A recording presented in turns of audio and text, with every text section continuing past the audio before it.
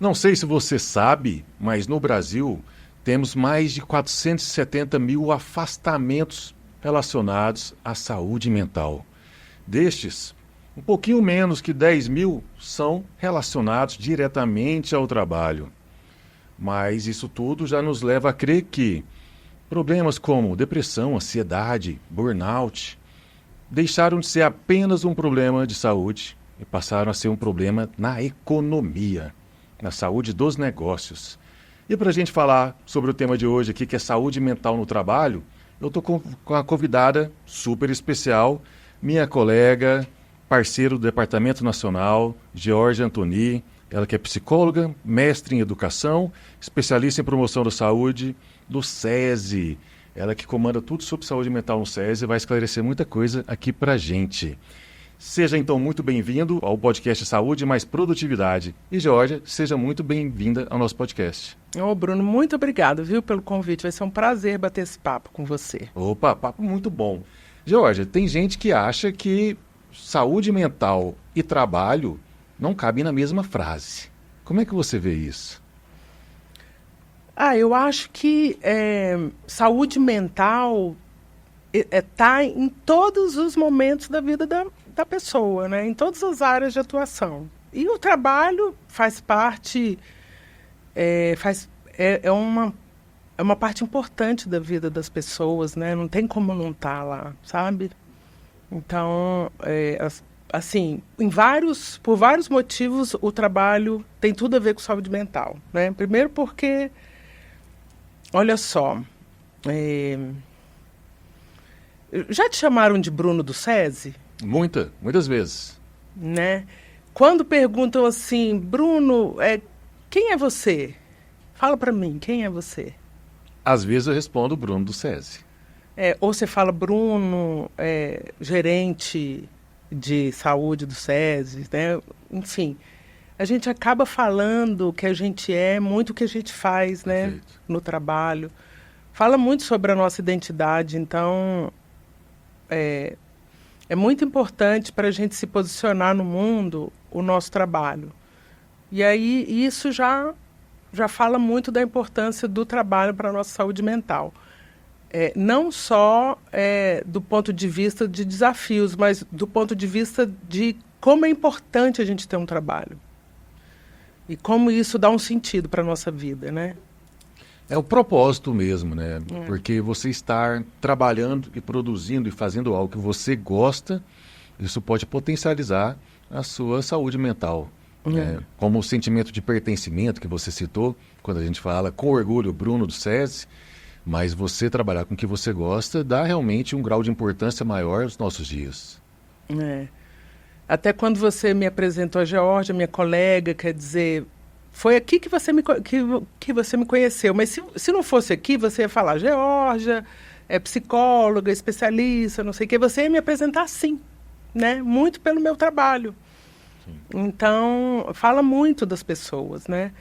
Agora, além de tudo, é um lugar onde a gente entrega muito da gente, né? A gente se expressa muito no trabalho, a gente convive com as pessoas muitas horas por dia nesse lugar.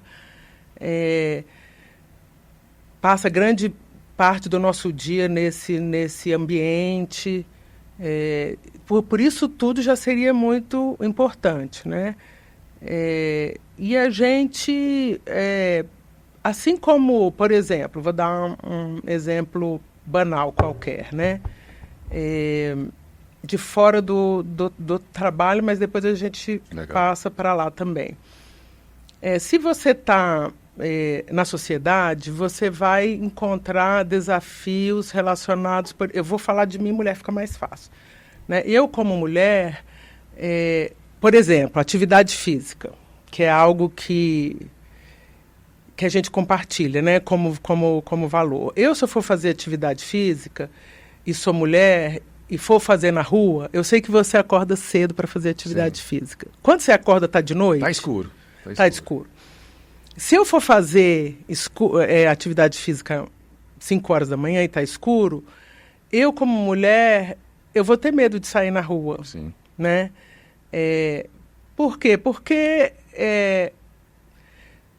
eu vou ter medo de sair em ambientes vazios, escuros, sabe? É uma condição minha como mulher. Por que eu estou te contando isso? Porque essa condição de ser mulher vai existir também no trabalho. Tem coisas que vão acontecer no trabalho. Eu quis dizer isso porque situações como limitações por causa do meu sexo, da minha religião, da minha orientação sexual, sabe? Tudo isso acontece dentro e fora do trabalho. Então, essas coisas vão atravessar o trabalho também. Se eu passo muitas horas lá, eu vou ser desafiada por coisas lá no trabalho também, né? Então, esse tipo de coisa vai acontecer. Entre outras relacionadas ao trabalho. Sei lá, muitas... Vou contar uma besteira de hoje? Por favor. Hoje eu estava dando aula e eu fiquei com muita vontade de ir ao banheiro. E eu fiquei me segurando. Acho que não foi legal para a minha saúde. Eu poderia ter pedido. Sim. Não foi uma obrigação. Foi uma besteira da minha parte. Eu podia ter falado, gente, vou dar um tempo aqui que eu preciso sair.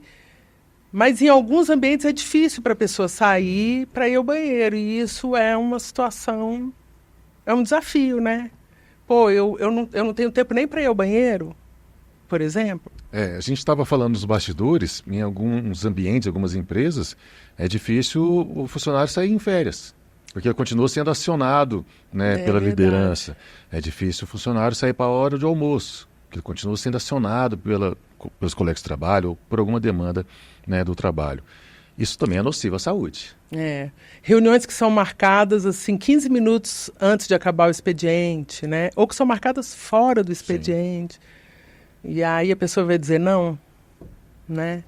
Jorge, e aí? Você falou dos desafios, a gente falou agora desses obstáculos que a gente tem também no ambiente de trabalho. Como que a gente pode fazer para ter um trabalho mais gratificante, engrandecedor e que seja protetor da saúde mental e não detrator da saúde mental? Você até deu dados aí, né? A gente tem 470 mil pessoas afastadas, desses 10 mil são relacionados ao trabalho. Se você for buscar dados, até de saúde, por exemplo, a Pesquisa Nacional de Saúde, essa mesma pesquisa, ela fez uma pesquisa específica para mercado de trabalho, né? Então, pegou só as pessoas que são ocupadas. E a gente observa lá que essas pessoas comem melhor, por exemplo. Essas pessoas fumam menos. Quando você trabalha, o seu trabalho acaba concorrendo com o tabagismo, né? Se você está no ambiente de trabalho, você vai ter menos oportunidade de fumar do que se você não está no trabalho. Curiosamente, esse trabalho também, as pessoas referem menos problemas de saúde mental se estão empregadas do que se não estão empregadas. Então, o trabalho ele é mais protetor do que detrator. Perfeito. Agora, claro, existem também alguns desafios no trabalho que algumas vezes levam à saúde. Mas se a gente fosse colocar numa balança, ele protege mais do que adoece. Por isso, porque ele dá sentido de propósito, ele dá inclusão social, ele dá a sensação de suprir as necessidades básicas, missão cumprida, ele dá identidade social, né?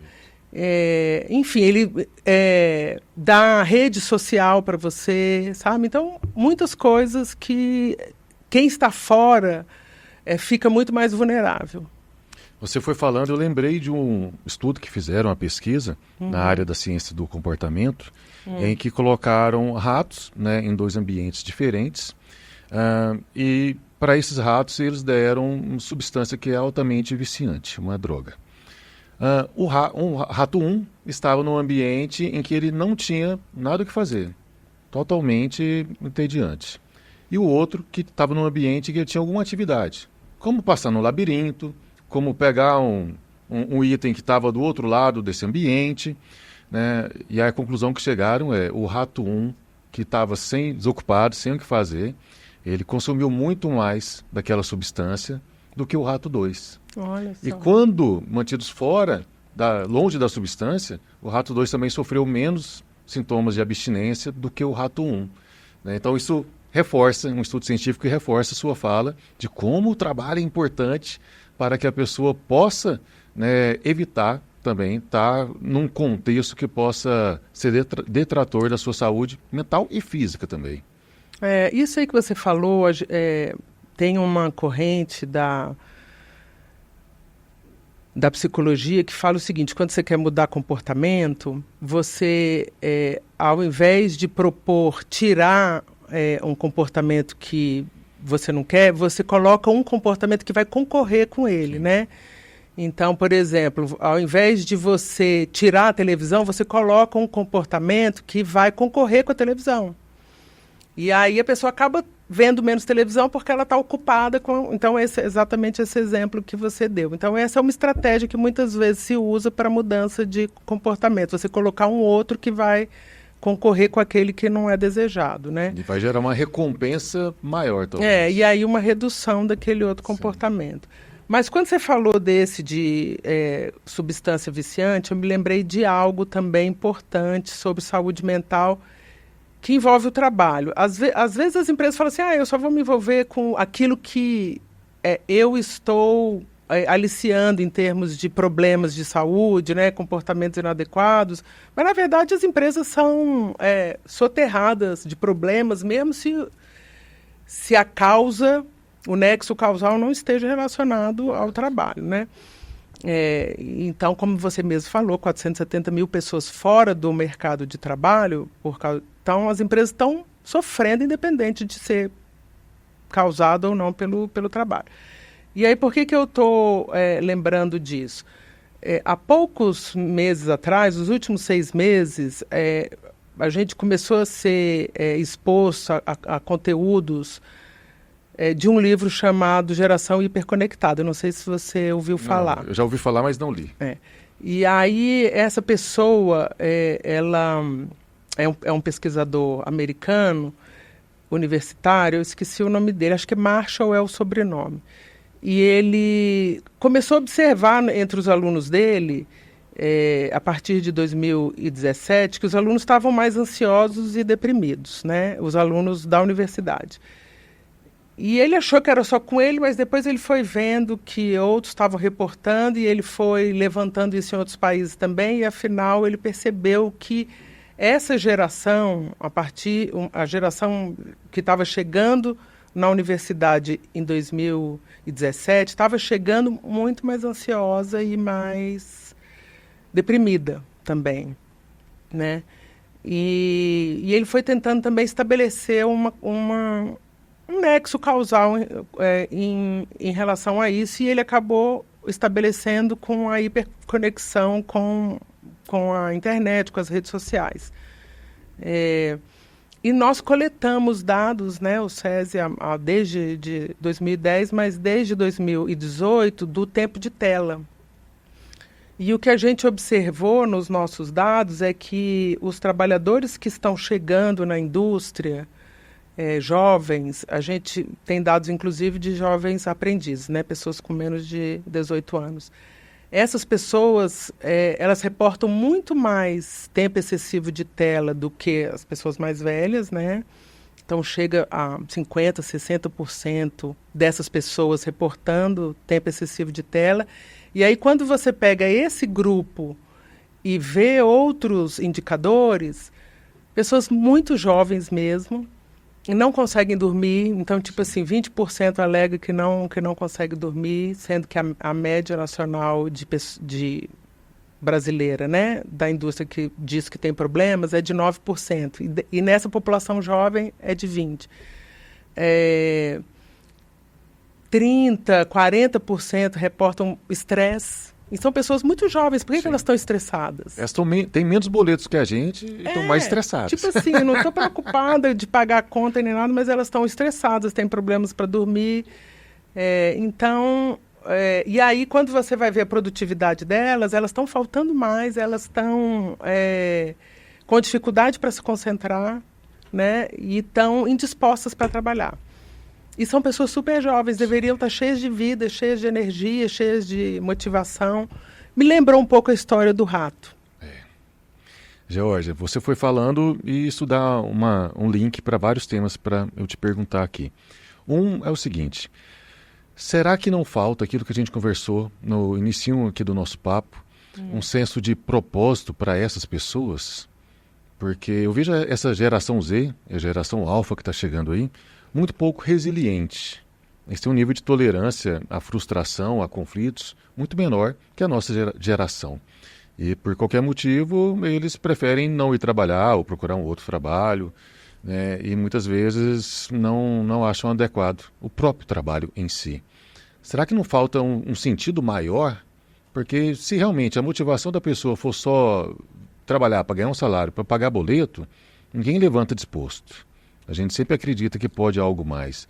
Isso pode estar acontecendo? Será que é um fator? Eu não sei, né? O que eu vejo um pouco, assim, agora explorando, mas sem ter certeza, Claro. né?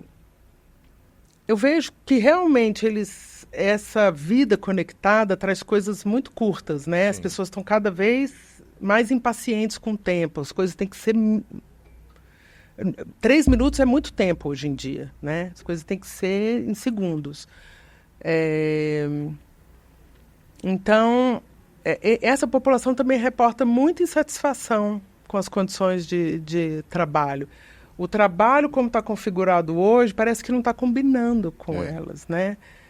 Acho que há um descasamento, sabe? Realmente eles talvez sejam pessoas muito digitais e o trabalho ainda não é muito digital e eles não estão... Quando eles são chamados para a realidade, que não é das redes sociais, há um choque. Eu vejo dados também que o nível de incidência de depressão, de ansiedade, de burnout, nessa população mais jovem, é mais alta que na população um pouco mais velha. É incrível isso.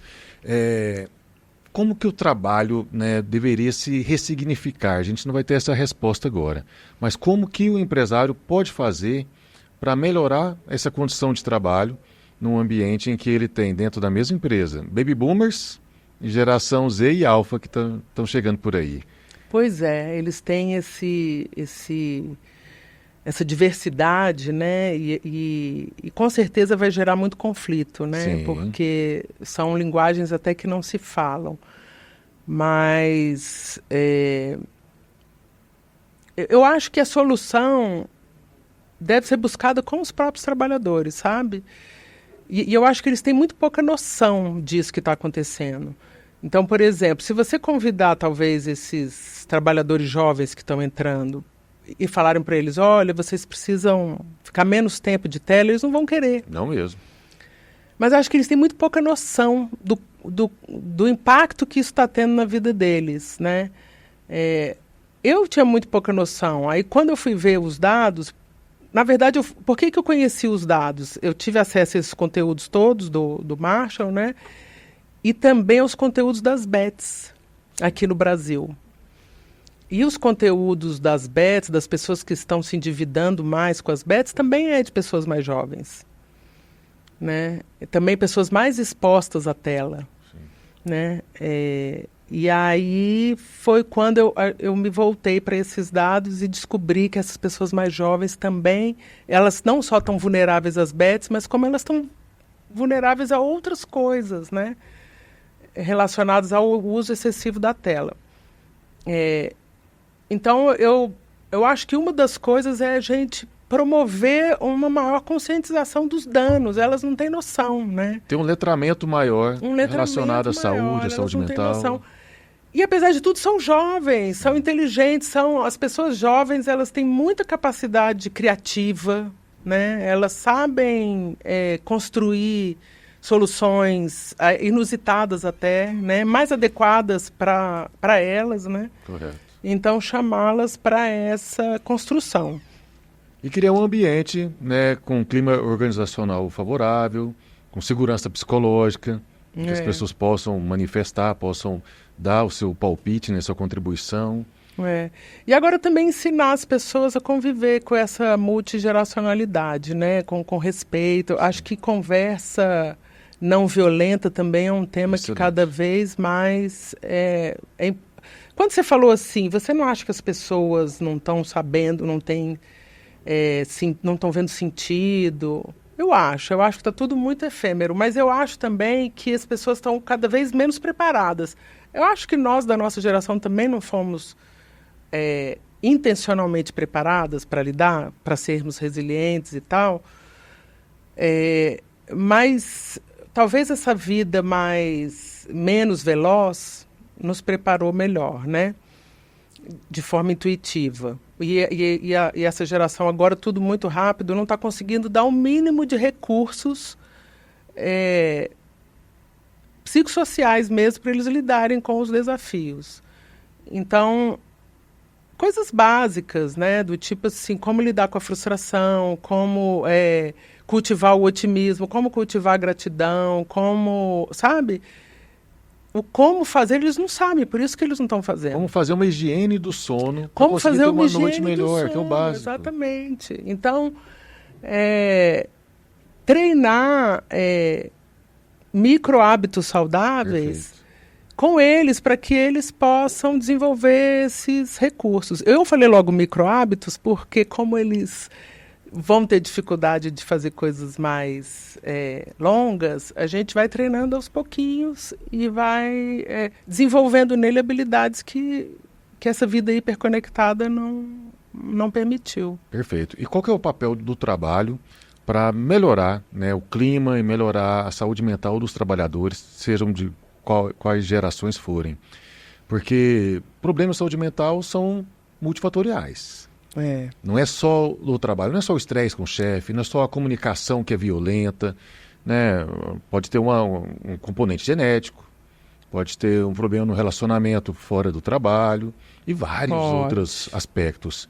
Como que o trabalho, que não é responsável pelo todo, pode se encarregar de apoiar e proteger a saúde mental dos trabalhadores? Você viu que eu só te faço pergunta simples, né? Só pergunta fácil. Eu acho que o trabalho, assim, veja bem, o trabalho, ele vai ser impactado, né? Quando existe um problema, se você pode... Se você é impactado, você faz parte da solução, né? Mesmo que você não seja a causa, né? Se você é impactado, você faz parte da solução. Então, eu costumo dar esse exemplo de uma pessoa que eu atendi, que é uma enfermeira. Ela, durante a Covid, ela perdeu o pai e ela nem estava vivendo o luto, porque não estava dando tempo, porque aí a mãe dela era muito dependente desse pai. Ela foi ajudar a mãe, foi morar na casa da mãe, mas aí gerou outro problema, porque ela foi com o marido morar na casa da mãe e mudar de casa. O marido perdeu a casa dele, né, para ir morar na casa da sogra. A sogra também perdeu o marido, recebeu a filha com esse genro, mas para ela também foi uma mudança. Sim. Então foi estressante para a família como um todo. Estava em plena Covid, a moça é enfermeira, então estava trabalhando de uma forma intensa. E aí, para piorar a situação, a secretária que ajudava lá a família doméstica se afastou para fazer uma operação. E detalhe, o pai que faleceu era dono de uma fazenda, a mãe não sabia fazer nada, a filha assumiu essa fazenda também. Até que um belo dia, essa enfermeira deu um piti no posto de saúde, teve uma crise mesmo, okay, né? E foi afastada com burnout. Então, o que aconteceu? Por que ela acabou tendo esse diagnóstico de burnout, se na verdade ela estava soterrada de demandas pessoais? Ela estava assumindo uma fazenda que ela nunca tinha assumido, ela estava vivendo um luto, ela estava ajudando a mãe, ela estava conciliando uma situação nova de viver na casa da mãe e o marido não estava se dando muito bem com a sogra. O trabalho simplesmente ignorou toda essa situação, né? Então, muitas vezes as pessoas chegam no trabalho com essas demandas. Acabei de me separar. Sim. Né? Minha mãe está muito doente, meu filho está com muitos problemas na escola. Então, essa pessoa não tem... Ela chega lá sem uma condição de produzir numa quantidade... Se você chega com um problema só, tudo bem, né? Essa moça chegava com 3, 4 problemas ao mesmo tempo. Então, se o trabalho não enxerga essa pessoa e exige dela uma mesma quantidade e às vezes até mais de produção, ela vai pifar, não tem como, né? Então, é importante que os líderes sejam capacitados, até porque ele está mais próximo. Então, ele consegue ver, poxa, fulano está chegando atrasado, fulano não está conseguindo entregar, fulano está se isolando, eu estou vendo que fulano está tenso. Então, com base, se ele é preparado para observar, ele consegue chegar e falar, está acontecendo alguma coisa? Posso te ajudar? No que eu posso te ajudar? Né? E até flexibilizar, olha, se você está com esse problema, fica tranquilo, então, né, talvez amenizar as metas durante um período, sabe? Para quê? Para prevenir o adoecimento e o afastamento que vai prejudicar a empresa, né? Esse é um ponto. Então, quer dizer, você pode acabar atuando para prevenir a incapacidade mental e esse afastamento se você enxerga a pessoa como um todo. Não só o que o trabalho faz, né, com ela, mas também outras demandas que ela pode trazer. Não é igual aquela série Ruptura, não sei se você viu. Não. Na série Ruptura, a pessoa se submete a um procedimento em que ele passa a ter 2 personalidades. Uma que só existe dentro do trabalho e ele não lembra nada da sua vida pessoal, e outra que só existe fora do trabalho, ele não lembra nada durante o trabalho. E, obviamente, isso gera conflito, né, dentro de um mesmo corpo. Né? Mas, na vida real, não é assim. Eu não Somos vi uma multifacetados série. E a gente tem que conciliar esses vários caminhos da nossa mente entre dentro ou fora do trabalho. Sim. Falando em trabalho, a gente teve uma mudança da NR1, né, a norma regulamentadora, que é a mãe de todas as NRs, vamos dizer assim, que passa a vigorar em maio. E ela traz em destaque os fatores de risco psicossociais relacionados ao trabalho. Queria que você falasse um pouquinho sobre essa mudança. Então, eu até estava conversando, né, mais cedo, que na verdade a NR17 já trazia essa questão dos fatores psicossociais na avaliação ergonômica. E a NR1 só atualizou isso, né? Se você vai fazer a avaliação ergonômica, dentro da avaliação ergonômica tem ali os fatores psicossociais.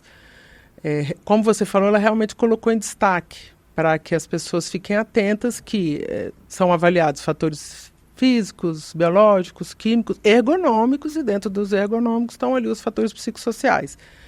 Nada que já não estivesse na NR17. Então, ali você precisa avaliar fatores que estão evidentes, que você consiga enxergar, né, com facilidade. Não tem um jeito padrão de avaliar esses fatores, então tem que ser fatores visíveis, facilmente comprovados. Não precisa ser feito por psicólogo, psiquiatra, as empresas não precisam contratar nada disso, continua sendo feito por quem sempre fez, né, no SESMIT. E dentro da avaliação ergonômica já tinham ali vários fatores, um tempo excessivo, metas impossíveis de serem alcançadas. A gente vinha falando um pouco disso, né? Falta de respeito total ao expediente, algumas coisas assim que podem ser observadas. Talvez não estivessem fazendo como deveria ser feito. Negligenciavam muito esse ponto que estava na NR17, talvez por isso que colocaram de forma evidente na NR1. E agora não tem como escapar.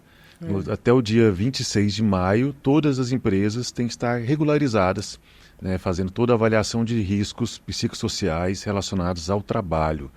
Então, já convido você que quer conhecer um pouco mais desse trabalho, pode procurar o SESI, nossa equipe está capacitada, alinhada para fazer essa atividade junto à sua empresa, nosso time de engenheiros, médicos do trabalho, técnicos de segurança, ergonomistas e no background psicólogos e psiquiatras também, para a gente fazer um trabalho coeso junto à sua empresa, que vai te dar garantia jurídica. Utilizamos ferramentas validadas internacionalmente, tudo levando a ética, a ciência e a parte técnica ao limite.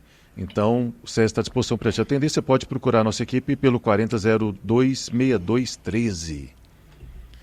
Você viu que emenda um merchan do nada aqui. Foi, né? Eu achei muito profissional, foi ótimo. O povo já quer me demitir como diretor de saúde e me contratar como podcaster, estou fora. George, a gente falou da mudança da ANR, mas também tem uma mudança que é uma lei nova, que é a 14.831. É uma lei sobre saúde mental nas empresas. Como é que é essa lei? Então, foi sancionada no ano passado. É uma lei que estimula as empresas a serem empresas promotoras de saúde mental. Ela ainda não foi regulamentada, mas quando for, o governo vai certificar essas empresas. E essa lei tem 3 blocos de atuação. Um bloco é com ações de saúde mental mesmo. Então, serviço de atendimento psicológico, ações de educação em saúde mental, ações de desenvolvimento de liderança, basicamente, e ações de inclusão e diversidade. Esses são os de saúde mental. O outro bloco é um bloco voltado para bem-estar. Então, o que eu achei muito legal nessa lei é que ela entende realmente a saúde mental como uma saúde integral, né? Ela não separa o indivíduo mente e corpo. E aí essa empresa que promover saúde mental é uma empresa que também promove o quê? Alimentação saudável, atividade física, relacionamentos saudáveis, comunicação não violenta, por exemplo, né? Então, tudo isso entra no bloco de bem-estar. Comunicar melhor, se relacionar melhor, comer bem, fazer atividade física. E, por fim, um terceiro bloco, que é um bloco de, vamos chamar assim, de transparência, de prestação de contas, onde a empresa se compromete a medir o que ela está fazendo, para ver se está gerando resultados, onde ela se compromete a ter um espaço de participação do trabalhador, onde ele pode mandar sugestões, reclamações, sabe? Então, é isso. E como que o governo vai aferir isso junto às empresas? Qual o benefício que a empresa vai ter diante dessa nova lei? Tem alguma coisa clara nesse processo ou ainda está em construção? Tem algumas coisas que estão na lei e, assim, o que a empresa ganha? Além de um certificado que dura 2 anos, ela ganha isenção de imposto, se eu não me engano, de 5%. Olha, que ótimo. Muito bom, né? Mas, como eu falei, ainda não está regulamentado. O órgão que vai regulamentar isso, pelo que eu entendi, é o Ministério da Saúde. Nós estamos até com uma parceria com o Ministério da Saúde para pilotar programas de promoção da saúde mental no trabalho. Então, eu acredito que esse projeto inovador vai ajudar muito o Ministério a ter insumos para regular essa lei. Que bacana, eu acho que é uma lei que vem para beneficiar e de maneira positiva. Positiva, exatamente. Vem para punir o empresário. Exatamente. Agora a gente vê algo para estimular. Muito bom, eu também achei excelente. E estimular do ponto de vista da promoção da saúde, né? De promover saúde, porque a diferença um pouco da saúde ocupacional, que vê esses riscos no trabalho, dessa outra que é de promoção da saúde, no meu ponto de vista, que sou uma profissional de promoção da saúde, é exatamente essa. Uma não vê o trabalhador como um todo, uma vê os riscos do trabalho, que faz parte também, né? Eu acho que, enfim, é uma regulação importante. Mas a de promoção de saúde, ela sim vê a pessoa. Enquanto uma vai ver os riscos do trabalho, essa outra enxerga o trabalhador como um todo, para promover a saúde dele como um todo também. Então, aquele exemplo que eu dei, precisamos enxergar a pessoa como um todo, porque, embora você pode até não estar causando o adoecimento dela, mas você está sendo impactado, então, como você pode ajudar na solução, essa outra ajuda a empresa, estimula a empresa a enxergar a pessoa e a propor soluções para essa pessoa. Excelente, excelente. Até porque não tem como separar a saúde física da mental, né? Não tem. Então, ok, a mental é o cérebro que não está na física, não tem como. É tudo entrelaçado. Tudo. Né? Saúde física, mental, a social, por isso os riscos psicossociais. Isso é tudo junto. Tem que ter um olhar holístico mesmo sobre a pessoa.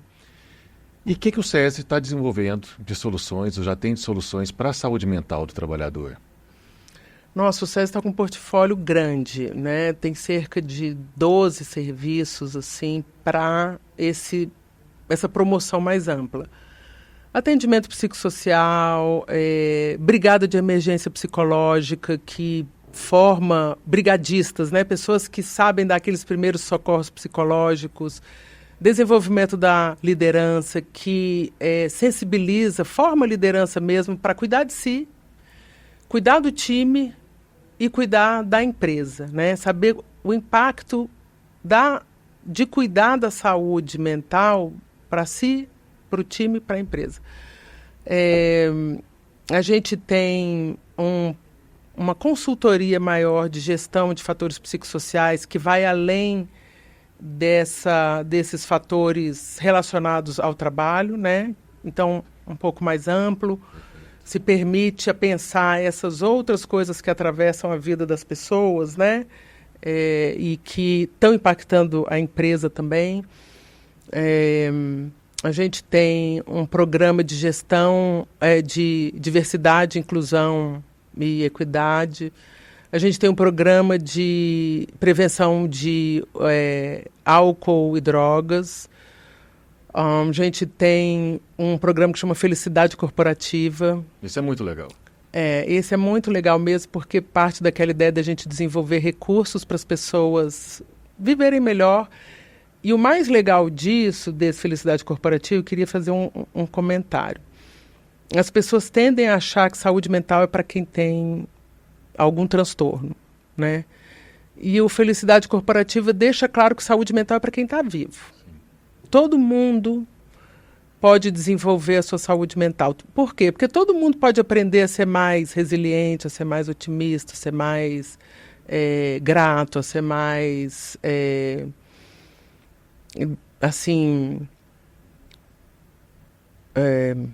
produtiva, a ser mais disciplinada, a lidar melhor com a frustração, sabe? Todo mundo pode aprender esses recursos para lidar com os desafios da vida. Esse programa tem como alicerce a psicologia positiva. Positiva, exatamente. É maravilhoso. Não trata o adoecimento. Não trata o adoecimento. Esse é excelente. Trata trata as suas forças, os seus potenciais. Então, quem que não quer, né? Então, acho que essa daí é a base mesmo do nosso trabalho. Então, tem Felicidade Corporativa. O que mais? Deixa eu ver se eu estou esquecendo de algum outro. E temos várias oficinas para lideranças e para os trabalhadores, que a gente chama de capacitação para líderes e liderados. Enfim, eu devo ter esquecido aqui algum. A gente tem o Longevidade Produtiva, que também é muito, muito, muito legal. Oficinas divertidas. Como o trabalhador está envelhecendo, então ajuda ele a construir uma jornada que pode ser construída desde cedo, mas uma jornada ao longo da vida. Antigamente a gente pensava assim, não, eu vou estudar, trabalhar e aposentar, né?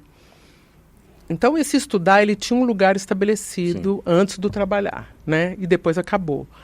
Agora não, agora a gente vai viver muito tempo, estudar, a gente vai estudar a vida toda. A gente vai estudar a vida toda e pelo andar da carruagem vão aposentar nunca. E assim, mesmo quando você aposentar, talvez se você aposente, você é aquilo, o trabalho dá um sentido, né? Dá um propósito. Você pode aposentar, mas até continuar contribuindo com a sociedade de alguma forma, nem que seja voluntariamente. Mas você pode construir desde já um hobby que você queira fazer, ou um outro trabalho que você queira fazer, enfim, né? Então, ajuda a pessoa a construir a jornada que ela quer ter para ter uma longevidade produtiva. Esse é maravilhoso. Então, enfim, a gente tem ali um leque muito gostoso, divertido, vivencial, de programas a serem desenvolvidos. Um programa que você citou, que eu gosto muito, é o Brigada de Emergência Psicossocial. Porque o que acontece via dos fatos? A empresa não está preparada para um problema, né, de ordem mental comportamental. Então chega o funcionário para o supervisor e fala: chefe, eu estou mal, eu estou sentindo uma batedeira, uma respiração ofegante, pensamento de autoextermínio, o que eu faço? O chefe não sabe o que fazer. Aí o que acontece? Ele começa a ter a batedeira. Ele não sabe reagir a isso. Aí o que ele fala? Vai para o RH, manda para o RH. Geralmente é o caminho mais fácil que a empresa faz. Aí o funcionário doente chega no RH. RH, eu estou com batedeira, eu estou com respiração ofegante, um pensamento negativo. O que eu faço? O RH também não sabe. Dá batedeira no RH. De repente a gente está proliferando, né, um aspecto negativo da saúde da pessoa, na empresa inteira. Agora com a brigada, não. Você prepara as pessoas para isso. Opa, teve um problema pontual, está em luto, né, teve uma briga em casa que compromete, né, sua ansiedade, seu humor, enfim, qualquer tipo de coisa desse sentido, a empresa está preparada para atuar. Isso é tão comum, a gente vê tanto.